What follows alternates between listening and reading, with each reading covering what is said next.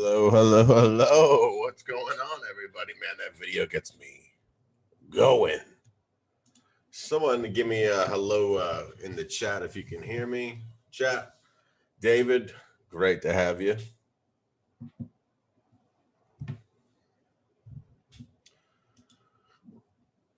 Thank you for those that are here. What do we got there? Who is that? Kenneth? Laddie. Hello, everybody. Hello. Pleasure to have you. Make sure you guys holy shit, let's back up here. Here we go. I feel naked without my red pen, you know. Make sure you guys find a nice quiet place free of distractions. Please be respectful at all times and stay on mute during the time of this course. If you have any questions during any session at this time, guys, write them down, and at the end of class, I'll make sure that we get to any questions. Please don't forget the question. Don't forget to write it. Every question helps everybody else grow, so don't forget to write them down. Stay focused, stay on task, and some foul language will be used. Not may, but will. This is an adult setting. I say terrible things like scallywag, whippersnapper. I call people Will Mead. Before we begin, make sure you're following our social media platforms, and or if not, come join our Discord. 7-day free trial. I mean, honestly, give me a reason why you wouldn't join. 7 days, it's completely fucking free. We got Facebook, we got Twitter. Come follow me at Max Options Trade. If you tag the big account Max Options Trading while you're taking this class at any time, we'll give you the shout out right back. Come follow me on TikTok, Max Options Trading with 2 G's. Pretty fucking funny. On Reddit, sometimes we post good advanced discussion articles. And then don't forget, on our YouTube, like, follow, and definitely subscribe, because there's so much educational material coming out. It's going to blow your mind. Stop paying for courses. Start fucking watching the YouTube, because we got shit coming out that's going to rock your world and make you guys more advanced options traders than any course you've ever paid for. I can guarantee you that. Before we begin, let me grab some bubble water. Hope you guys all had a great day today. Trading, very wild. A lot of earnings reports just kicking off this week. Very volatile.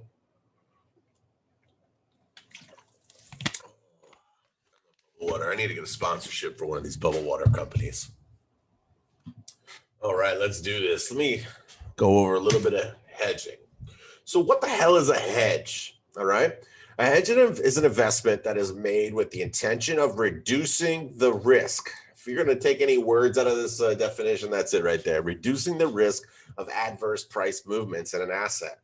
Normally, a hedge consists of taking offsetting or opposite positions in a related security. All right, that's pretty common sense right there. You can basically understand what that means. All right, this is how a hedge works. Does everyone see this on the right? So you can see this guy's really good. It looks like a maze almost. Very clean at the top. Okay. This one actually kind of looks like my portfolio here. Went up and then shot straight sideways. Very nice hedging here. There's a risk to reward in hedging. All right. While it reduces potential risk, it's important to know that it also chips away at potential gains. Put it simply, hedging isn't free. In the case of the options insurance policy, the premiums add up. And if the strike price never hits, the buyer receives no payout. Still, most people would choose to take that predictable, circumscribed loss rather than suddenly lose a substantial amount of their gains. I got to tell you, I 100% almost said circumcised. All right, focus, guys, focus. In the investment world, hedging works the same way. Investors and money managers use hedging practices to reduce and control their exposure to risk. Control and reduce exposure to risk. All right, keywords there, very important, especially as options traders. So appropriately hedge in the investment world, you got to use various instruments. There's definitely different types of hedges that we could use. The best way to do this is by making another investment in a targeted and controlled way. So a perfect hedge is one that eliminates all risk in a position or portfolio. If you can reduce all risk, you're doing really well, especially if your portfolio is still heading in the right direction. If your hedge is 100% inversely correlated to your vulnerable assets, then you're doing something right. However, just like everything in options, nothing is perfect, or else we'd all be doing it, right? This is more ideal than a reality on the ground, and even the hypothetical perfect hedge is not without costs. All right. When would I enter a hedge? It's simple, really. You would enter a hedge when you feel your stocks have run up significantly and the overall market may be looking to pull back. For the long term investor, this is a key aspect of building wealth and protecting your assets. That's what the goal is, guys. Protect your assets. Nobody's going to do it for you. This is how Max, myself, and I indicates it's time for a hedge play. All right. So there's 4 things that drive me to a hedge for my underlying assets. Overbought conditions, whether it's stock, sector, or the overall market, will cause me to hedge. A great indicator to use for overbought indication is the RSI, the relative strength index, breaking the extremes of 70-30 standard or 80-20 if you have an advanced spread. When you have a stock that breaks above that, especially the S&P 500, the SPY SPY, it's definitely time to start hedging those underlying assets because it's most likely going to pull back in the near future, whether it be short term or long term. So you want to drop a hedge there.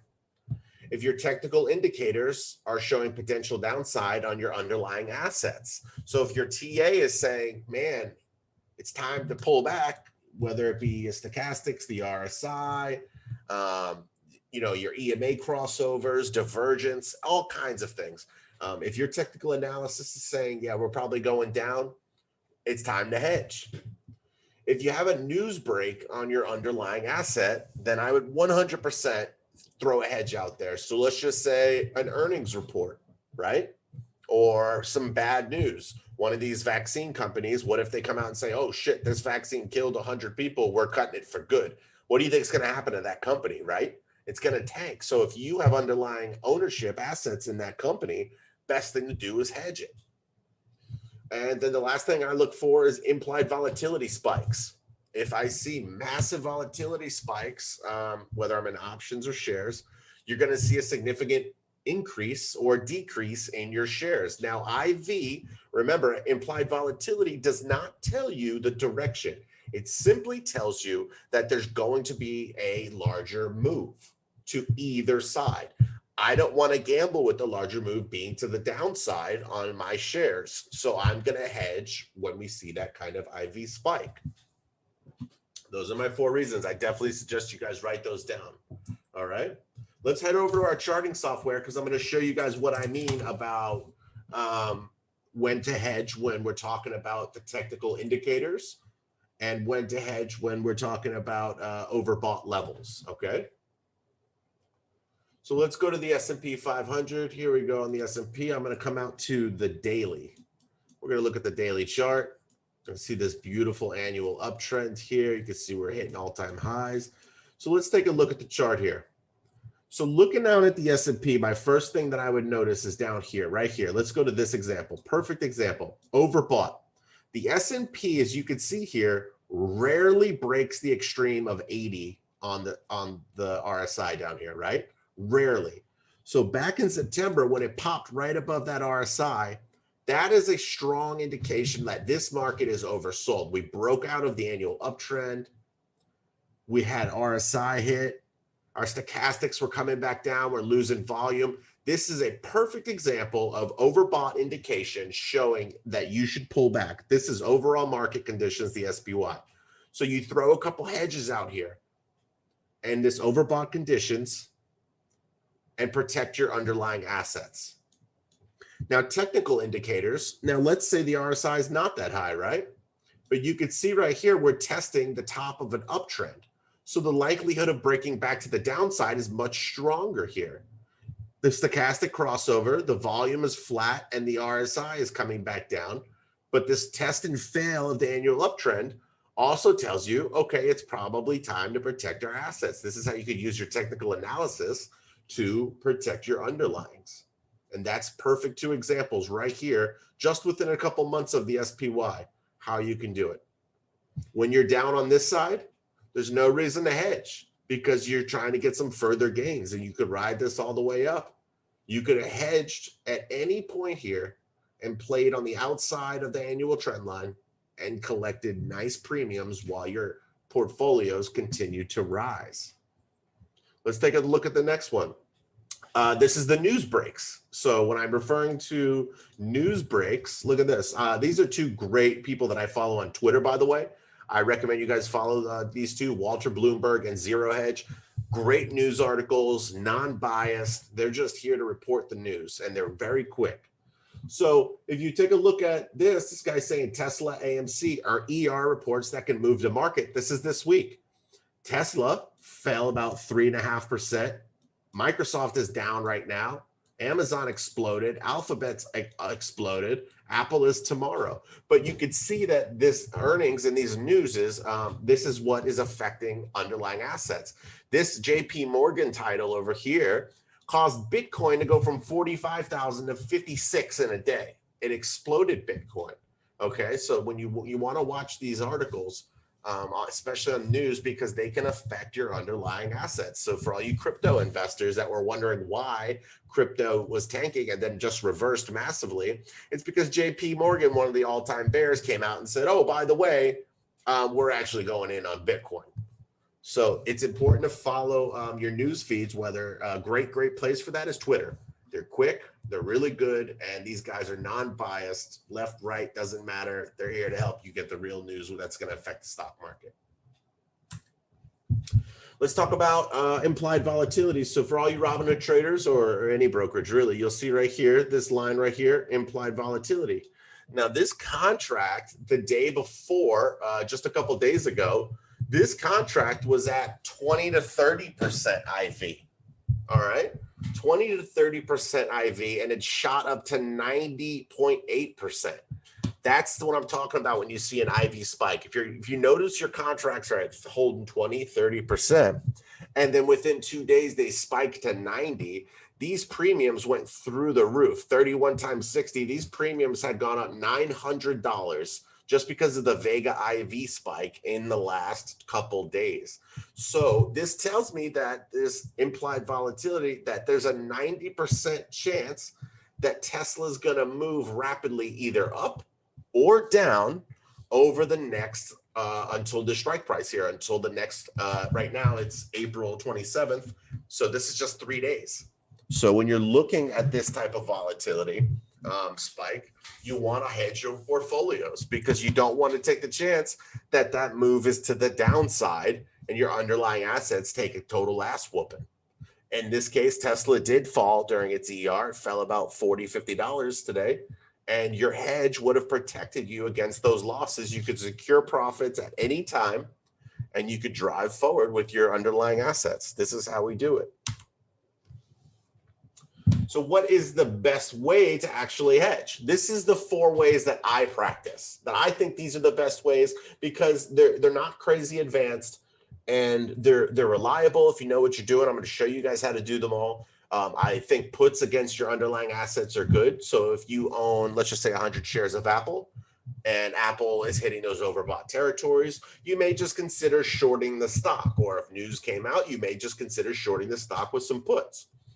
You could use covered calls. So if you own 100 of the underlying asset, you could sell an insurance contract, a call against your own asset, which this is my bread and butter. If you guys haven't taken my covered call class to show you guys how I make 6 figures a year doing this, I highly suggest you go ahead and check it out. Credit spreads, these are just like covered calls. You're selling premium. You're simultaneously buying and selling 2 options contracts of the same underlying. You're just doing it far out of the money so you could protect your underlying assets. This does not require you to own 100 shares. Maybe you only own 60, 70 shares. You're working your way up. Call side credit spreads or put side is a great way to hedge. And there's inverse ETF shares.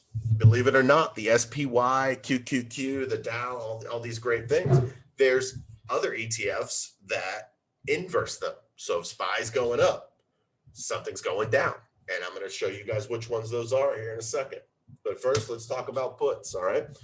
A put is an options contract that gives the owner the right but not the obligation to sell a certain amount of the underlying asset, all right? So whether you're going to exercise this contract or not, it's locking your place in.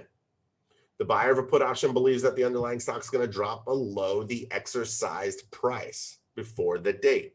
So you could short it. So you could see that AT&T here, this was a play I actually did in the Discord. You could see AT&T is at $31.10 at this time. So I think that my AT&T shares are at risk. So I think that AT&T is going to drop. So I buy $31 puts, 10 of them. And as they drop, you get 45% of your money. You close that out. Congratulations. You just made 45% on a short transaction. And while the shares drop, you add that little buffer. You lowered the cost basis. You protected your assets, risk management. All right. You could do that with just naked puts, but I would do it only at the times that I had said about. Those 4 are key. Covered calls. Okay. If you take a look, this is my actual portfolio right now. You can see that I have 65 call side credit spreads. I have 300 shares of Neo, Tilray, whatever this is. This is Workhorse, and I have no idea what this is. But you can see that I'm selling premiums, right, against them. So I sold these premiums, and I'm up this amount. As those stocks have fallen, I'm protecting my underlying assets. That's what I'm doing. A covered call is a popular option strategy. It's used to generate income in the form of options premiums. You can make a living selling premiums. To execute a covered call, an investor holding a long position and an asset just simply sells a call on your brokerage. Instead of buying a naked call or put, you would sell it. That is it. Covered calls, very simple, unbelievable way to protect your underlying assets. You can see I got 95%, 92%, 99. I'm going to let them expire worthless because the underlying is out of the money. I'm going to collect 100% credit. And guess what I'm going to do? I'm going to sell them all the same exact shit another month out and roll it right on out and protect my underlyings while I secure premiums for true monthly income. Another great way to hedge is a credit spread. Okay, a credit spread option is an option involving the purchase of one option and the sale of another. The 2 options in the credit spread strategy have the same class and expiration, but vary in the terms of strike prices. And as you enter these positions, you receive the credit. It says when a spread narrows, you'll profit. The strategy, okay? Spreads narrow when they stay out of the money. Spreads further when they fall in the money. That's what they're referring to there. So you can look here. This is actually an image from my credit spread strategy guide. I wrote the book on iron condors and credit spreads. It's a fantastic guide. It's on our website. If you guys haven't seen it, go check it out. I have had dozens of people say that they don't even trade naked calls or puts actively anymore. They simply follow my strategies and make passive income. So you could see, let's not look at the condors, but these credit spreads here. So if you open these credit spreads here while SPY was overbought, you could protect your underlying assets or your portfolio because SPY may drop. Conversely, if SPY is dropping like wild for a couple weeks and it has hit major support, you can open up far out of the money put side credit spreads and say, you know what, my underlyings are down, but calls are not the right choice right now. So maybe I should open some put side credit spreads. All right. A perfect example would be like what we did in the Discord today. Let me show you guys real quick. I opened up these put side credit spreads right here. Going to hedge to the downside. Look, I even use it getting risky, but I'm going to hedge to the downside. Let's open this put side credit spread, right? Hedging class today. Check out the hedge. Clear as day. $500, 42% intraday, protecting my assets. This is a live example on the class that I'm showing you guys right now. It's as simple as that. You guys should always protect your underlying assets, and credit spreads are a great way to do so. What the hell is an inverse ETF, right? That sounds crazy. An inverse exchange is a traded fund. It's a traded fund that is on a public stock market, which is designed to perform as an inverse of whatever the benchmark is designed to track. So would you just purchase shares? So instead of you buying option strategies like a put, credit spread, or a covered call, those are all different types of option strategies. But if you just wanted to purchase underlying assets to balance your portfolio, you could use the UVXY. This is the VIX 3 times leverage for SP 500 volatility. So the VIX measures the future 30 days of the SPY's volatility. When you see volatility spikes, normally they're a bearish indication, as bear markets come with higher volatility. The UVXY is a 3x leverage for SPY volatility. So when SPY is dropping, the UVXY and the VIX tend to spike. So buying these underlying assets could be a form of a hedge where you would just close out those shares when you feel like the spike is done. The SQQQ ticker is a 3x inverse exposure to the NASDAQ. All right, so we're dealing with the top 100 here. The NASDAQ is big with tech, big tech companies. So if you think tech is just so overbought, you could buy some SQQQ shares and you could hedge off your portfolio that way. And you keep adding to and adding to and adding to. And eventually that big drop in the market would lead to some nice compounding gains. Same thing here with SPXS. We have a 3 inverse exposure to the SPY, the SP 500. Remember the difference between the two? Remember, this is measuring volatility at the top. This is the actual SPY inverse right here. And then lastly, you could even get into something like FANG. If you think the top 5 have been running too hard, this is just exposure to the FANG stocks, all right? Your Facebook, Apple, Amazon, Netflix, and Google.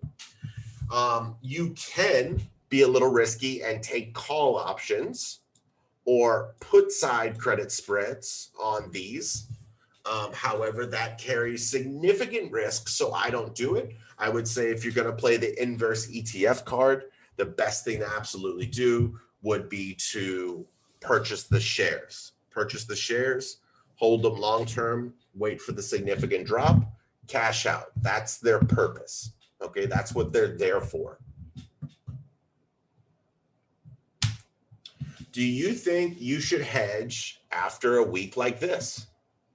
So it's not one of the reasons I would hedge, but it's so smart to protect your underlying assets. So if you were this person and you just made 90%, almost $5,000, basically doubling your portfolio in just a short term time like this, like 1 week, I would absolutely say that it's time for a hedge, right? So even if it's something small, something just to keep your portfolio in the right track. Because statistics show after a massive week like this, guess what you're going to take? You're going to take a massive loss. You're going to start losing. You probably did some dumb shit to get this kind of gains in the first place. So let's scale back, take a little bit off the table, reduce your risk, play smaller, and maybe hedge your portfolio if this was stocks that did this, like shares, right? Think smarter, reduce risk, keep yourself in the game. Trading is not emotional. It's technical. So whether you lose on a hedge or you win big and your portfolio is down massively, shouldn't be trading emotionally, all right? You got to trade technically. That's what keeps us professionals and full-time traders in the game. We've mastered our greed and our fear, and we trade by the charts, not by our hearts, baby. Oh, I just made that up. You guys like that? Hey, I trademarked that right now, right? Nobody can say that shit but me. Nobody can say that from now on. I just trademarked that. Max Options Property.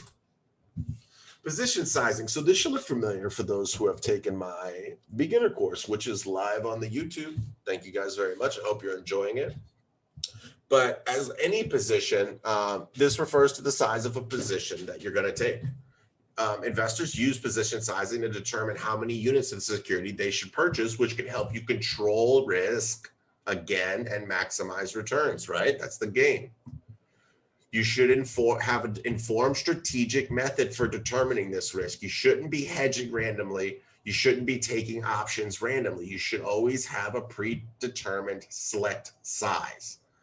Before determining a position, a trader must first understand the appropriate stop level. Listen, I'm not going to tell you you got to use a stop loss for every trade. Use a mental stop loss, but have some sort of risk controls in place, small or big. For a trader, a stop level can help you determine your risk based on the size of your account. You should only risk a maximum of 1 to 3% of your account on a trade. This includes hedging. Okay, so let's just say you have 3 trades open at 3% each. You're going to lose. That's a total of 9% out there, right? In a perfect world now, we're going to hedge 9% of our account. That's a massive fucking trade. So we're going to try and stay away from that. And the way we do that is by hedging systematically. And hopefully we can reduce the 9% we have out there, and we can hedge a little bit smaller, maybe go out there with a 3% hedge, a 1-to-3 ratio, right? That takes a third of your risk off the table. If you can reduce your losses by a third every single time, that's 33% gains you're keeping annualized. All right, think about that. Pretty spectacular if you ask me. If you ask anybody who's been in the game a long time, they'll tell you 33% will make you a millionaire. To achieve the correct position size, you must determine your stop levels, the percentage of dollars that you're willing to risk on each trade. And once you've had those, then you can calculate your ideal position size. But for hedging, just like anything in trading, keep it small, 1-to-3% of your account. I know what you guys have been thinking. Fuck, I haven't been hedging, but it sounds like it's going to do nothing but make me money. No, that's not the case. You should actually lose on a lot of hedges. If you entered correctly on those 4 items that I told you, it should help you manage your risk significantly. However, things do not go perfect in the world of trading, or else we'd all be doing it. Everyone would be a fucking Captain Hindsight billionaire. But there's disadvantages of hedging. All right, it has a cost with it. So before you decide to use hedging, you should ask yourself the potential benefits. Does this justify the expense of me adding more risk? Remember, the goal of hedging isn't to make money. It's to manage risk and protect you from losses. You're not entering a hedge saying, oh, I'm going to make 1,000 off this hedge. Oh, I'm going to make so much money hedging. No. That's dumb. You're going to make money reducing risk. If you do that your whole career, I promise you're going to be a very successful trader. The cost of the hedge, whether it's the cost of an option or just profits, shares, whatever, is from being on the wrong side of the future contract. This can't be avoided. While it's tempting to compare hedging to insurance, insurance is more precise. So like I said it earlier, selling premiums like insurance, I shouldn't be doing that. But I am compensating for my loss, just like guys who drive pickup trucks are compensating for you know what. You know what I'm saying? Usually minus the deductible. Hedging a portfolio, it's not a perfect science. From what I just explained to you guys, though, it definitely should clarify the science of it and how to really use it to maximize profits and protection. Things can easily go wrong with hedging. Although risk managers always aim for the perfect hedge, it's very, very difficult to achieve and practice. Practice like you play. You should be hedging. You should be practicing hedging on a small scale. You should start very small, and you should work your way up to that perfect hedging. All right. And it'll keep your account going in the long run. I promise you. So my most recent hedging for the month of April, my growth stocks had taken a significant turn, and my $177,000 account had dropped all the way down to like 145 at one point. So I'm down $33,000. Did I panic, freak out, panic sell all my shares? Absolutely not. You know what I did? I started hedging off some of my portfolio, ticking away at it. And I was hedging off, I think it was like 0.5% at a time. Well, guess what? My stocks are down $44,000 now, but my portfolio is at 170 again. Think about that. I lost additional thousands, but my portfolio went up significantly. My portfolio is back at 170 because I chipped away at the time needed to hedge. I hedged beautifully, small, managed my risk, and controlled the whole process. And over the last 30 days, I have taken in about 33 grand in hedging profits to help protect my account from those significant losses. It's fucking epic. Now, when those stocks bounce back, if the day comes that 44,000, my account will be well over 200,000, and I don't need to hedge for this foreseeable future. But the next time it comes, I'm going to protect those assets. I'm going to do everything I can to protect those assets because hedging is a risk management strategy. It's employed to offset losses in investments by taking an opposite position in a related asset. The reduction in risk provided by hedging also typically results in a reduction in potential profits.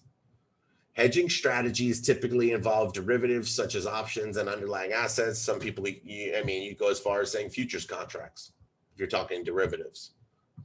Hedging is not necessary all the time, but can substantially protect your long-term gains, just like I had just to explain my most recent example of it. There's several ways to hedge, so find one that fits your style and practice it. Practice it, practice it. Hedging is just a piece of the puzzle for long-term growth and risk management. Unfortunately, it's not the whole thing, but once you learn how to hedge, you now have a wonderful new tool in your very experienced tool belt when it comes to options trading and being a full-time stock investor, trader, long-term growth. It doesn't matter if you're a short-term trader or a long-term investor. If you master the art of hedging, you will master your long-term growth. I promise you that.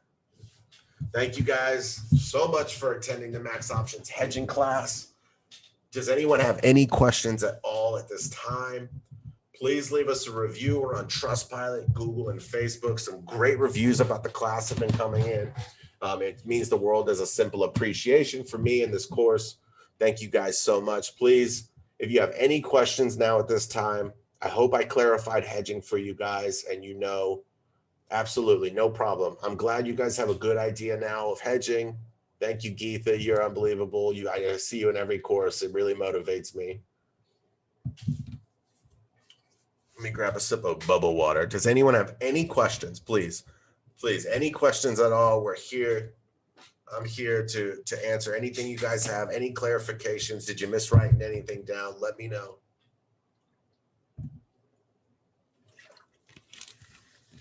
Comment below. Comment. Let me get those questions.